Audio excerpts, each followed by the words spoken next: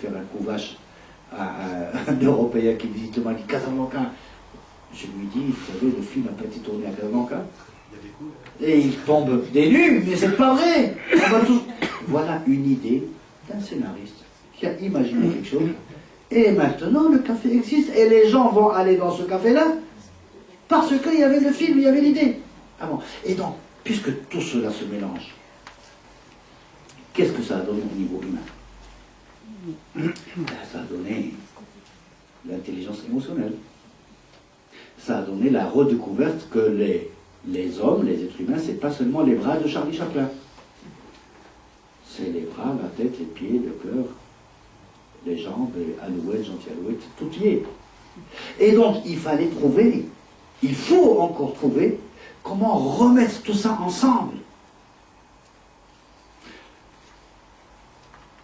Et là, il faut jeter un coup d'œil au contexte qui nous entoure. Rapidement, c'est un contexte de précarité de l'emploi, de nouvelles formes du travail, d'extension du chômage, d'embrasement de la planète, guerre, terrorisme, de crises financières successives. Et je ne sais pas si vous avez suivi, mais je sais que vous avez suivi, c'est juste une façon de dire, la crise de 2008. Et le mot qui est sorti, qui m'est resté dans la tête, c'est que des économistes de renom disaient c'est une crise morale. Ils sortaient des chiffres et ils allaient sur un autre domaine. Et c'est dans cette époque-là que la Norvège a installé un comité scientifique de suivi de ses investissements à l'international et a nommé un philosophe dans ce comité, un philosophe qui, a priori, ne connaît rien aux chiffres. Et je dirais tant mieux. Et donc, voilà le contexte. C'est un contexte de perte de sens. C'est un contexte où les phénomènes et la préoccupation managériale va prendre en considération ces éléments-là. Et un autre phénomène sur lequel j'ai eu le plaisir de partager avec vous il y a 2 ans, l'arrivée de la génération Y dans les organisations, qui a des caractéristiques générationnelles différentes de la génération précédente appelée X et de la génération d'avant qui est la mienne appelée Baby Boomers. Et ces jeunes-là, qu'est-ce qu'ils demandent? Qu'est-ce qui les motive? Quel est leur moteur? Ce ne sont pas les mêmes moteurs, ce ne sont pas les mêmes motivations. Et les DRH qui avaient encore des cheveux se les ont arrachés pour voir comment, parce qu'on était tranquille, on était calme, on savait bien gérer le baby boomers, le X qui se mettait presque au garde à vous devant son chef, à la limite. Et je force à peine le trait, je parle de ma propre expérience. Et ceux qui se reconnaissent peuvent le dire, sinon ils sont libres de ne pas le dire. Comment appréhender, motiver, intégrer ces jeunes qui ont une autre relation au travail, une autre relation à l'autorité, une autre relation à la carrière. Et voilà où, encore une fois, il va falloir ramasser tout ça. Alors, les questionnements sont la suivante. Pour répondre à une demande qui, à mon sens, est la suivante d'abord. La demande, c'est comment réenchanter le management. Comment sortir le management des sentiers battus, parce que de toute façon, avec les évolutions du monde, si on applique les bonnes vieilles recettes, il faut s'attendre à des résultats pas comme il faut. Face à la demande de réenchanter le monde, nous avons droit à des questionnements de cet ordre-là.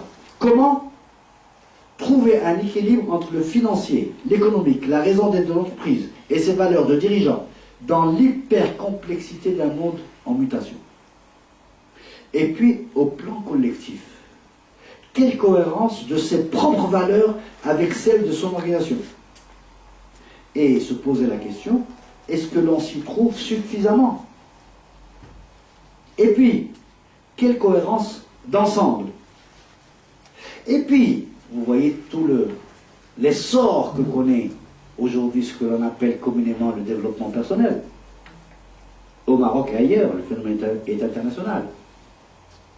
Où commence l'épanouissement personnel, où finit la performance professionnelle? Ou alors, quel est le mariage entre ces deux phénomènes? Est-ce qu'on peut avoir de la performance professionnelle en dehors d'épanouissement personnel? Est-ce que le manager peut se permettre le luxe de dire, Madame, Monsieur, mon collaborateur, ma collaboratrice, s'il vous plaît, vos états d'âme, vos émotions, laissez-les à la maison. Ici, on travaille. Service, camarade après. On a essayé le taylorisme. On a essayé. Et puis, on voit que c'est pas ça. C'est pas ça parce que le contexte nous parle de burn-out. Il y a quelques années, nous avons tous suivi ce que j'appelle personnellement du suicide professionnel. France Télécom. C'est allé jusqu'à ces niveaux-là. Nous ne pouvons pas rester sans au moins réfléchir à la question. Alors, maintenant, pour nous approcher des éléments de réponse, je ne prépare pas une réponse, quels sont mes présupposés de base? Mes présupposés de base sont que la spiritualité est une donnée concomitante à l'être humain en tant qu'être humain. Elle n'a rien à voir avec la place dans l'organigramme. C'est l'apanage aussi bien du N plus 14 que du N moins 42. Elle n'a rien à voir avec le niveau d'instruction. Elle est l'apanage, la caractéristique aussi bien du bac plus 42 que bac moins 15. Ensuite, nous remarquons, nous savons que depuis l'aube des temps, et bien avant l'invention de l'écriture et des religions telles que nous les connaissons ou telles que nous en avons entendu parler pour celles qui ont disparu, dans les 7 cultures, il y avait N manifestations de ce que l'on pourrait, avec le langage d'aujourd'hui, appeler des objets du culte. Les gens mettaient des choses devant leur tombe.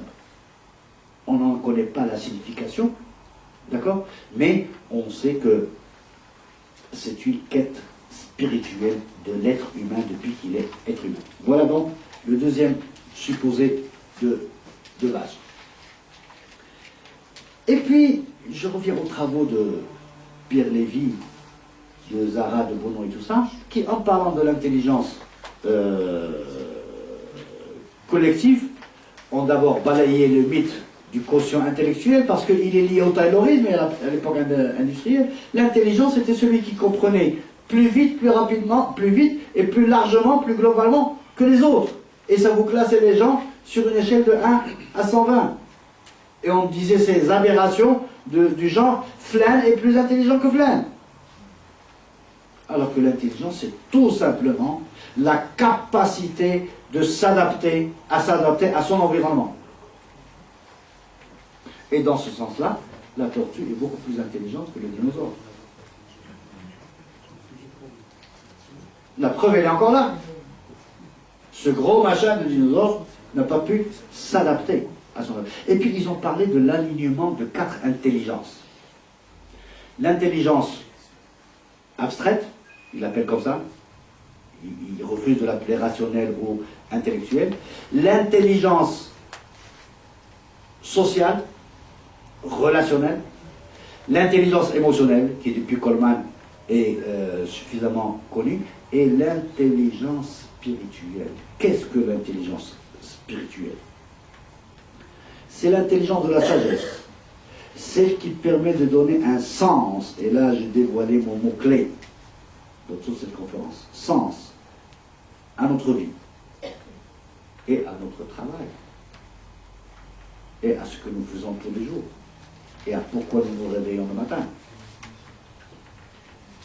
Et donc, si la demande est de réenchanter le management, la réponse serait, à mon sens, le management spirituel ou le management par le sens. Arrêtons-nous 2 secondes sur ce mot sens. Sans jeu de mots, il y a au moins 3 sens. Le premier, c'est la direction. Le tigel. Je vais dans le sens opposé au tien, ou dans le sens interdit, ou dans le sens permis. Deuxième acception, la signification. الاتجاه والمعنى. La troisième acception du mot sens, c'est l'interprétation. Quel sens vous donnez à ceci ou à cela? Et le sens, tel que j'en parle, c'est avec ces trois acceptions en un. Excusez-moi, mais je benchmark les shampoings, ça marche très bien. 3 en 1, ça facilite la vente. Donc les trois sens en un seul, la direction, la signification et l'interprétation. Et puis deuxième mise au point, la spiritualité n'a rien à voir avec la religiosité ou avec la piété.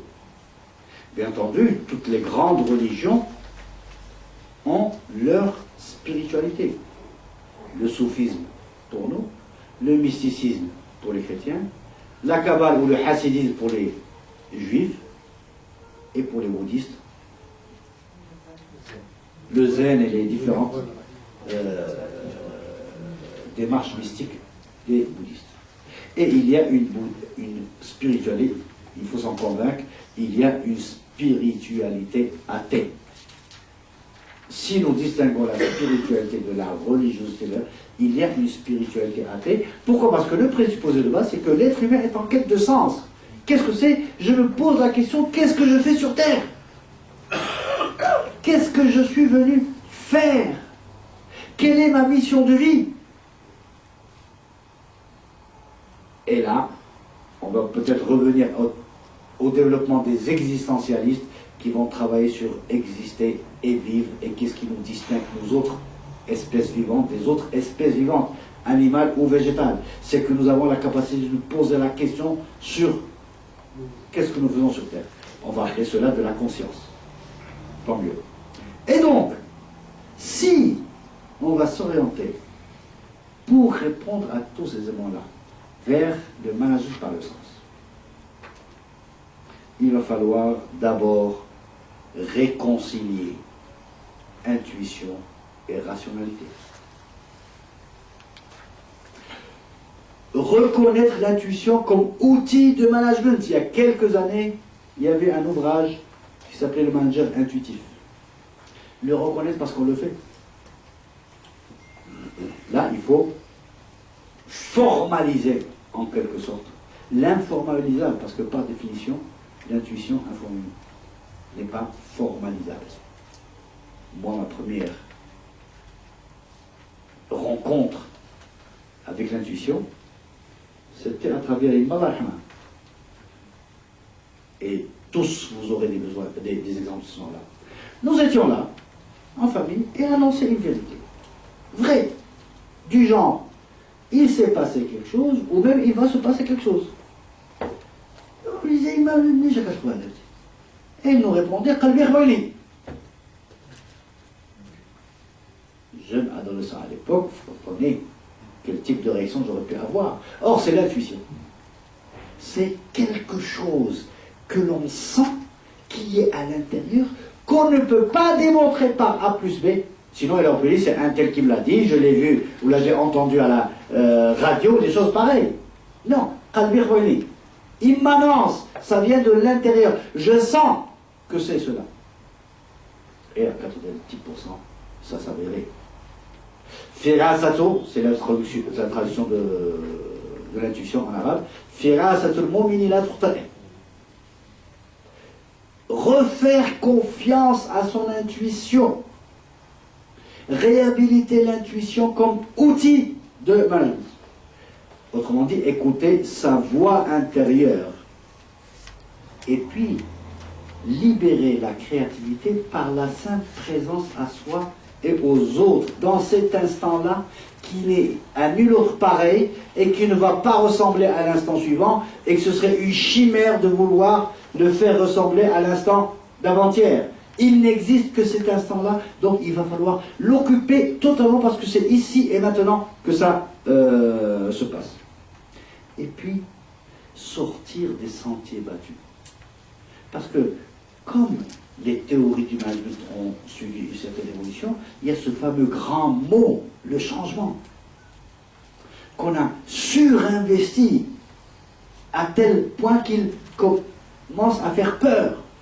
Et donc, sortir du gérer le changement, anticiper le changement, subir le changement, vers le vivre le changement. Donc, un vrai changement de paradigme. Ouvrir l'intelligence du cœur. Se donner l'autorisation d'exprimer de manière décomplexée ce que l'on ressent. Je suis triste, ou j'ai peur, ou je suis en colère, et le mettre dans sa panoplie quand j'étais à l'ISCAO, on appelait ça la boîte à outils du manager. Mettre cela dans sa boîte à outils du manager. Et puis, il faut prendre conscience qu'il faut passer d'un management basé sur des valeurs viriles, rigueur, professionnalisme, des choses pareilles, à des valeurs plus féminines, c'est-à-dire en intégrant l'animus et l'anima de Jung, que chaque manager intègre, si c'est un homme, la partie féminine qu'il y a en lui, et chaque manager, si c'est une femme, d'intégrer la partie masculine, l'animus qui est en elle. Et puis, l'alignement autour de l'éthique et de la cohérence. Savoir que ce qui fait réveiller les gens le matin, c'est par-delà le salaire, par-delà d'aller gagner sa vie pour payer ses factures. C'est le sens qu'ils mettent ou pas. Et les dysfonctionnements, les burn-out, les malaises, la souffrance en milieu professionnel va venir du fait qu'il n'y a pas de sens, ou qu'on ne le voit pas.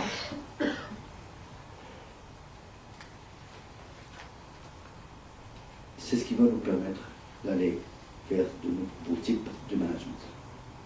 Je m'en vais terminer en vous racontant une parabole. Vous la connaissez tous, juste éclairée, de nouvel éclairage. C'est la parabole du tailleur de pierre. Ils sont trois. Je crois que je vais le mettre debout pour illustrer tout ça. Premier tailleur de pierre, on va lui poser la question. Monsieur, qu'est-ce que vous faites? Je taille des pierres. Merci. Deuxième tailleur de pierre. Monsieur, qu'est-ce que vous faites? Je fournis des pierres à mon collègue pour qu'il construise des murs. Troisième tailleur de pierre, qu'est-ce que vous faites? Je contribue à la construction d'écoles, d'hôpitaux, de mosquées, de jamais. À partir de là, des questions. À votre avis? Ah, faisons attention à les choses, c'est la même tâche. Ils taillent tous 20 pierres à l'heure de 20 cm sur 30 sur 15 de hauteur. Et ils sont payés le même prix. Rappelez-vous, ça n'a rien à voir avec N plus 14 ou N moins 42. Alors, imaginons ce premier tailleur de pierre, dans quel état d'esprit il se réveille le matin pour aller au travail. Celui-là a envie de dire, mon collègue qui fait des murs a besoin de moi. Et le troisième, waouh, je vais aller construire des villes. Allons plus loin. À la retraite, si jette un coup d'œil sur sa carrière, qu'est-ce qu'il a fait de ça? Il a taillé des pierres. Bon, il peut dire, j'ai taillé 3 452 000 pierres et demie. Il y a une que j'ai taillée autour de la retenue du salaire. J'ai aidé les autres à construire des murs. L'urbanisme me doit quelque chose. J'ai contribué au développement de l'urbanisme aussi. On peut aller encore plus loin. À 90 ans, il fête son anniversaire. Il y a ses enfants, ses petits-enfants, ses petits-enfants, et qui vont lui poser la question. Pas si dit, ah, Allah, j'ai taillé des pierres. Ou alors, vous voyez, ces écoles, c'est ceci, c'est votre. La différence, c'est qu'ils ont mis du sens dans ce qu'ils font, nonobstant ce qu'ils font. nonobstant le jugement que l'on puisse porter sur ce qu'ils font. Est-ce qu'il est valorisant ou pas selon telle norme ou telle autre norme. Et en fait, le manager, pour aller dans cette voie-là, doit d'abord construire du sens dans ce qu'il fait. La panoplie des outils, elle est là. La boîte à outils, il ne faut pas avoir peur, elle est là. Elle va continuer à s'enrichir. Il y aura de nouvelles trouvailles, de nouveaux tableaux de bord, de nouveaux ceci, etc. Mais, il doit se mettre à construire du sens et d'abord vaincre ses peurs, assumer ses incertitudes et celles du monde, dépasser le pourquoi vers le comment et surtout vers le pourquoi. Le pourquoi va répondre par une finalité, un résultat à obtenir. Le pour, espace-temps, quoi, va répondre au sens. Et puis,